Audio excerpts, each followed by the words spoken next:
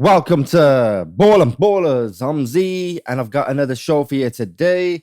It's probably my second one this week. I have been wanting to do a lot more, but I've been in hospital with my mom because she's been in and out. I've also got a few appointments to deal with next week with my wife. So, and then I think I'll go away for 2 weeks, but I'll still be doing stuff while I'm on holiday. Slight more videos. I should have more time to do videos when I'm on holiday, which will be good. But let's get into the first video. But before that, please like, share, comment, and subscribe. And you'll be helping me out if you do. Sorry, guys. I'm just checking out the screen to see if I got everything loaded up. Because this show is going to be a bit longer than usual, just playing catch-up. So at the start of the week, it was United versus Newcastle. There was interest in Benjamin Sesko. We were interested. Newcastle were interested. Newcastle, I'm not really having a good time in this transfer window so far, especially with everything that's happening with Isak and all the signings that they wanted to make but haven't made or lost out on for a variety of reasons. But Sesko has been an interest for Newcastle and Man United for a variety of reasons. So around Tuesday, I think it was, Newcastle put a bid in for 75 million guaranteed plus 5 million add-ons. That bid was rejected the next day, which was yesterday. It didn't meet the sell-on clause, which is what Leipzig were really after. The sell-on clause, they hit the 75 million that Leipzig wanted. They hit the add-ons to the way they wanted it, but they didn't hit the sell-on clause, which is what Leipzig want, which is what they wanted Arsenal to pay. And hence why the deal fell through, and Arsenal in the end ended up going for Gyökeres. So Ornstein said Leipzig was asking for the asking price 75 million guaranteed plus add-on a percentage of future sales. Fee expectations communicated to suitors for the 21-year-old. NUFC, MUFC pursuing, but no agreement yet with Leipzig or the Slovenia forward. So he's still deciding. And then it came out the day after where Newcastle United submitted offer to RB Leipzig for Benjamin Sesko. NEFC bid made in the last 24 hours worth 75 million plus 5, which I've just said, around asking price. Leipzig informed to suitors, MEFC pursuit ongoing, no decision yet from the 22-year-old Slovenia international. And now how this is basically working out is that we were dealing with the player, we were dealing with Leipzig. We were telling Leipzig that we want the player to come to us, but we want the player to agree that he wants to come to us before we put any formal bids in. Newcastle then put a bid in of 75 plus 5. Then that got rejected because it hit the sell-on clause. Hence why we're in this situation right now. So Leipzig have rejected Newcastle's 75 million plus 5 million bid for Benjamin Sesko. 75 million fixed fee met the quoted valuation, but overall package not deemed acceptable in terms of total and structure. So the structure was basically, one of the things in the structure was the sell-on clause, which Newcastle didn't add on.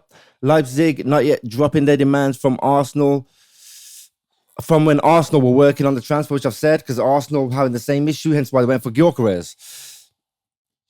So with the bids rejected, Ornstein said the same. View Newcastle offer for Benjamin Sesko as insufficient. NEFC proposed 5 plus 5 after Leipzig asked interest to clubs for 75 plus add-ons plus salon. So there's a salon there again. MEFC pursuit also continues, but no bid yet. 22-year-old undecided. What we did find out was that United have been pursuing Sesko since he was about 16, 17. We could have got him when he was around that age. I think the bid around that age, I think they wanted, if I'm not mistaken, from the top of my head, 2 million, if I remember it correctly. But United were going to offer 1 million, which the club at that time thought that wasn't enough. The interesting thing was Leipzig did ask for Højlund in the swap deal for us. So we had something that they wanted, which was Højlund. But Højlund has since said, no, I want to stay at United. I want to fight for my position. And so be it. At this point in time, you want to keep Højlund happy because if Sesko doesn't work out and we lose him to Newcastle, We've only got Højlund, and if he's unhappy, he'll be playing like he did last year. At the moment, I think he's playing a lot better than he did last year, but it's only pre-season. So, pre-season to the league is two different things. We've got Arsenal coming up on the 17th of August, so that'll be our first game. But tonight we've got Everton in our third pre-season game on summer series, which we just need a draw to get the trophy. And that brings me to a lot of people saying, how are United affording this? Because initially it came out that we didn't have to sell anybody to get Mbumo or Cunha. We had the money there, ready, waiting. That's fair enough. And then we were told, or reports came out, that we had to sell players to get Sesko. Now, reports have come out that that's not really the case. So where's United getting this money from? So we had the sell-on clauses for Anthony Elanga, Alvaro Fernandez, Oyedele, which led up to about 20.5 million. Then we had the Sancho return from Chelsea, which came up to 5 million. We're saving on Rashford's wages for him going to Barca, which is around 12 to 15 million. I'll lower it down to 12, just on the lower end of the scale. And then we've also got interest, which I'm going to speak about shortly, is Garnacho to Chelsea, which we haven't, the price hasn't been really agreed with them, but they are discussing it with the player, but more on that later. So we've got that. If we win the summer series, that's another 7.6 million there. And chances are we're going to win it. So that'll be money coming in there. So that'll total something around the 45 million mark, which is good for this year. Then we're saving on redundancies as well.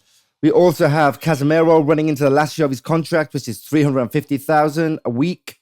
That takes it up to 18.2 million a year for him. Sancho is in his last year of his contract, supposedly, which I've read. And that's a saving of another 13 million if he is. Harry Maguire's in the last year of his contract. That's another saving of 10 million a year.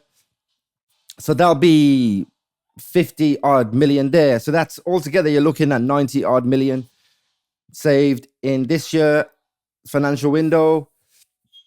And from the sales we made last month with the sell-on clauses and the Rashford move. So financially, we can actually afford him, although Newcastle can afford him a lot better than us. They've got more money than us, so they can just pay whatever.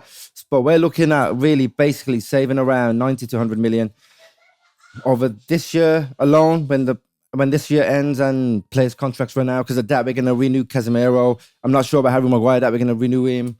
Sancho is looking like he might be on his way out, but more on that later as well. And currently, as of this morning, Benjamin Sesko's agent arrived in Leipzig ahead of key moment for final decision over new club. Manchester United told Leipzig again on Saturday an official bid will follow after Newcastle's one if Sesko opens the door to the move. But it's like I've been saying, we're waiting for the player to decide what he wants to do, where he wants to go, and if he wants to come to us, and then we'll put a bid in. Leipzig would prefer us to put a bid in so they can start a bidding war with Newcastle. Newcastle bid this. Can you bid this? But ultimately, it comes down to the player. So in this scenario, it's the player's decision. And reports have come out this morning that the decision will be made over the next few days. And hopefully that is the case, because this can't keep dragging on. We've got just less than a month up for this transfer window to end, and we want to try and get him in, because there's also reports that we are interested in pursuing other players. So Manchester United are seriously considering to add one more midfielder to the squad in case of good opportunity. Understand internal talks also focused on new signings in midfield, not only striker and goalkeeper. So there is a few things coming up that we're also interested in trying to get. And if we can agree a deal with Leipzig where we can pay probably 20 mil this year and then 20 mil next year, 20 mil the year after that, and then the final pay the fourth year maybe, we're laughing, because with all the players going out and all the wages that are being saved and the discussions going on between Sancho and Chelsea and Sancho and Dortmund and Garnacho and Chelsea, chances are we are going to bring some money in. And I was cursing them out. I admit I was cursing Ineos out, but if it works out with Sesko, Garnacho goes, Rashford is already gone, Sancho goes, I think this transfer window has been a success. And I would like to apologize to Ineos for doubting them because, come on, let's face it, the Glazers ruined it. Ineos are trying to bring it back. And I think we're progressing there slowly. Now, I'm going to discuss Garnacho to Chelsea. So there's been talk for a while about Chelsea interested in Garnacho. There's been talk from Garnacho being interested in Chelsea. Let me sip my coffee. That's the last drop. I'm going to make some more in a bit. But it's actually accelerating now.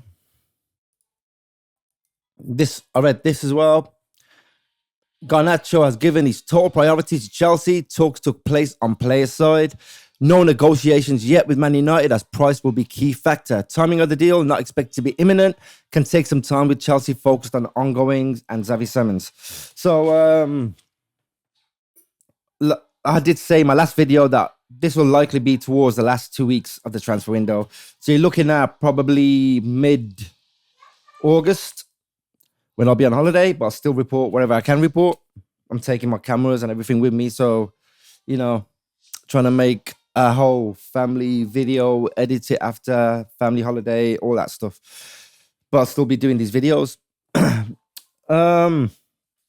So yeah, that's where we are with Garnacho. The price hasn't been agreed. I know United wanted 50. I don't think Chelsea want to play 50. So that's going to be a bit of a discussion. I know we want to get rid of Garnacho as soon as possible. So hopefully we can get rid of him as soon as possible. There'll be more money coming in. There'll be more wages saved. And I think we'll be in a better position then. We've also got news on this guy. This guy. Yeah, this guy. No idea what happened with Juventus. Apparently he was in the final stages. And all of a sudden, it just went quiet. There was no reports anywhere about anything coming out. So I'm thinking that Juventus would have just pulled out. And now Garnacho is saying that he wants to go to Dortmund. He'll even take a 50% pay cut. So he's going to be on around 8 million. And if that's what he wants to do, that's what he can to do. We know he's played there before. We know he's enjoyed it. He had a good time. It's probably the only club he's really enjoyed playing at. So it seems like these players are moving on, but landing on their feet. I mean, Rashford to Barca, that's an upgrade. Garnacho to Chelsea, I want to say that's an upgrade, but they're doing better than us in the league. Even though I do think we're a better team. But I'm a United fan, I would say that. But yeah, Chelsea, landing on his feet. He's playing in the Champions League. Sancho to Dortmund. Again, landing on his feet. So, because he's getting what he wants. So, it's like we're punishing the players by not playing them. And then we get told they're landing on their feet. So, yeah, that's where we are right now. And hopefully we'll get some movement, some more quick updates over the next few days because time's running out. 3.5 weeks till the transfer window closes. League starts in 2 weeks. So I'm hoping we're trying to get Sesko in before the 17th. But let's talk about tonight's game against Everton. Now, we played brilliantly. Well, the first game against Leeds, that was boring. Absolutely dull. We played well against West Ham. And what I did want to see is how we can keep that up against Bournemouth, because last season we played well, and then next 4, 5, 6 games we played poor, and then we played well again, and then 4 or 5 games after that we played poor. So with Everton playing tonight, we are definitely going to see, and this is confirmed by Amorim, that we're going to see Mbeumo.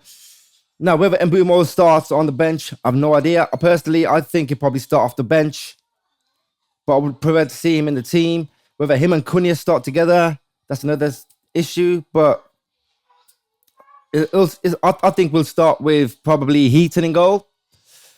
Defense will probably be Euro on the right, middle De Ligt, and on the left, Shaw. In the middle of midfield, probably I want to see is Mainu and Bruno, see how they play together and see how they get on.